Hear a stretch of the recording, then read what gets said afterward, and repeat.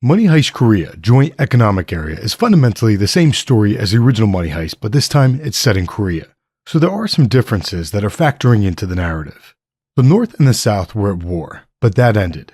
The two countries established an economic union and developed a common currency. The Joint Security Area, which had been a symbol of division, became known as the Joint Economic Area, a testing ground for economic cooperation. Unfortunately, capitalism was not all it was made out to be. The Joint Economic Area was run by thieves, such as predatory lenders who preyed on immigrants, allowing the rich to get richer. The girl who would become known as Tokyo killed her loan shark and thought about killing herself since she had nowhere to go.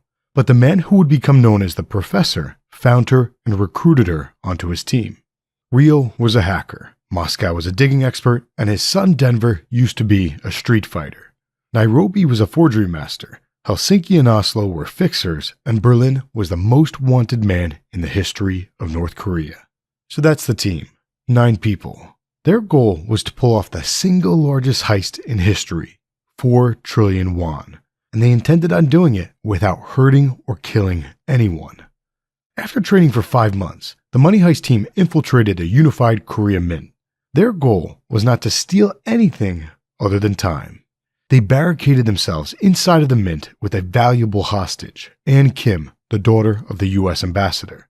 The authorities could not risk Ann Kim getting killed in crossfire, so they had to call off their initial raid.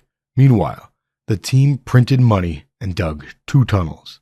Their hostages dug 1 tunnel, but that was just a distraction. Moscow dug a 2nd tunnel, which they planned on using to escape. By the end of part 1, Moscow had reached dirt. So the crew is on their way to escaping with newly printed, untraceable money. But the final episode ended with 3 cliffhangers. The first cliffhanger relates to the professor's guilt. The professor began to date the inspector 2 months prior to the heist. Although it might have started off as just a strategic move, the professor fell in love with the inspector, and his love for her has caused guilt. At the end of the final episode, the professor told the inspector that she should drop the case. A Tokyo voiceover said that if the inspector really did quit the case, it would derail their entire plan. What does that mean? Well, the professor has an in with the inspector, so there's that. But Tokyo's voiceover implies something much bigger, so let's take a look at the bigger picture. When the professor recruited Tokyo, he told her that their heist was going to change the world, that they could be heroes. What did he mean by that? As a reminder, a few years before the heist, the professor was a real professor. His main topic of research was the economic impacts of reunification. The professor believed that reunification was bound to transpire immediately as long as both countries could share the same dream. So what should that dream be? Wealth. Kim Sangman recruited the professor to develop an economic cooperation plan. Kim introduced the professor to Oh Jae-yoon, and the professor shook his hand.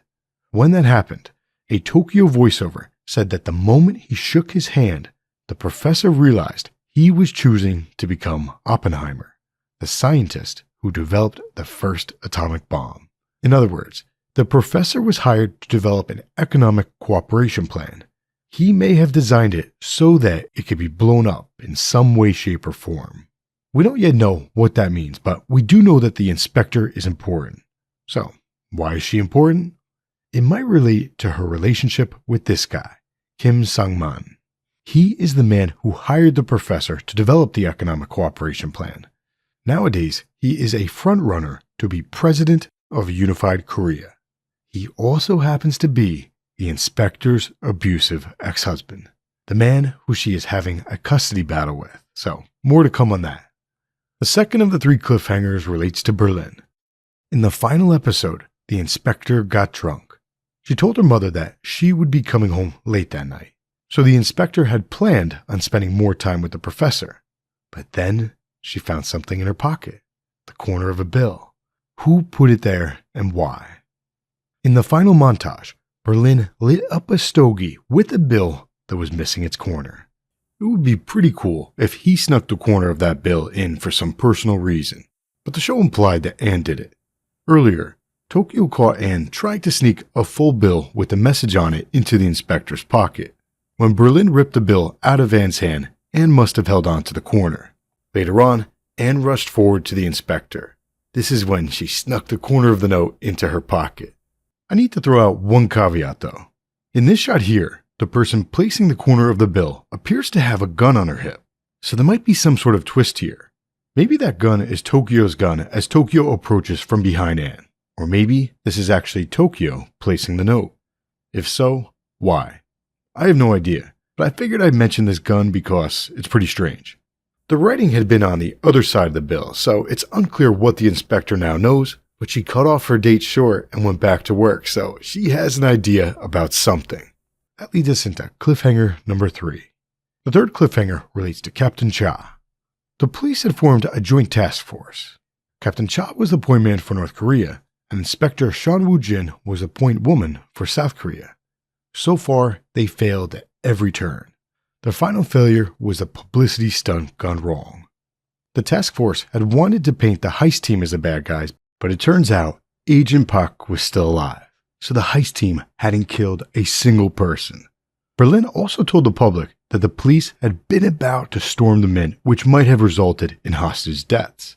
So the heist team had flipped the script and made the police seem like the bad guys. As a result, someone had to take the fall. The higher-ups decided to remove Captain Cha from the case. The inspector countered that she would resign if they fired Captain Cha. So the inspector and the captain began as rivals of sorts. For a time, the captain thought that the inspector might be a mole, but now they trust each other, and the captain has a new idea. Captain Cha now wonders if the inspector's boyfriend is the mole. Hello there, sir.